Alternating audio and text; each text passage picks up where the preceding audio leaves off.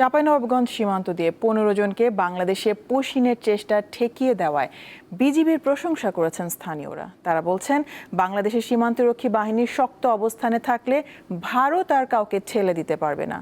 দীপ্ত টিভির আজকের জনতার কথায় উঠে এসেছে স্থানীয়দের প্রতিক্রিয়া।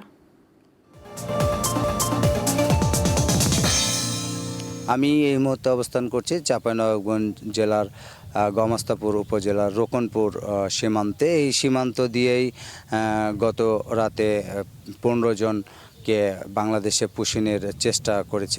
16 বিজিবি ব্যাটালিয়নের অধিনায়ক আজ সকালে এক প্রেস বিজ্ঞপ্তিতে ঘটনার সত্যতা নিশ্চিত করেছেন।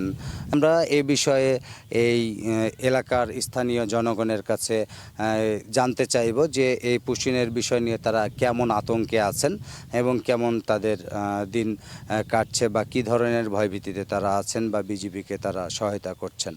আমাদের এখান দিয়ে যে আপনার ইন্ডিয়া থেকে যে লোকগুলো পার হচ্ছে পুশিংয়ের, এই জন্য আমরা খুব একটা আতঙ্কের ভিতরে আছি যে কখন কি অবস্থায় তারা আছে এবং কিংবা হয়তো বা আমরাকেও হয়তো বা আক্রমণ করতে পারি কিনা, এরকম কিছু একটা। আমাদের এই বিজেপি টহল আছে, ইনারা যথেষ্ট পরিমাণে ইনারা করছে, টহল দিচ্ছে এবং তদারকি করছে। তার পাশাপাশি আমাদের গ্রামবাসীও এবং যুব সমাজ আমরা এটার জন্য ওনাকে হেল্প করছি। আমরা রাতে যোগ আছি, তারপরে ওরা পেঠিয়ে দিছে। কেউ যোগ আছি, তারপরে আজকে রাতে ফের চলে এসেছিল দিয়ে আপনার কেউ পাল্লে গেছে বাংলাদেশে দিয়ে আর গুটি খেয়ে পেটালছে।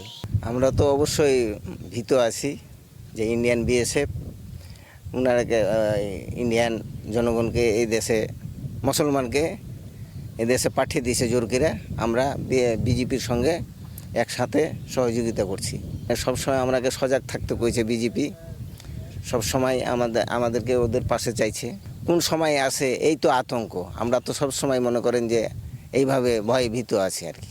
পার্শ্ববর্তী দেশ যেটা ভারত সরকার অনৈতিকভাবে, আমি বলবো যে অবৈধভাবে যে পুশিন করছে, তার মানে আমরা যাকে অনুপ্রবেশ বলছি, এটা কিন্তু দুঃখজনক। তারা তাদের দেশের নাগরিককে কি করছে, আমাদের দেশে অবৈধভাবে প্রবেশ করাচ্ছে, ঢুকে দিচ্ছে, ঠেলে দিচ্ছে।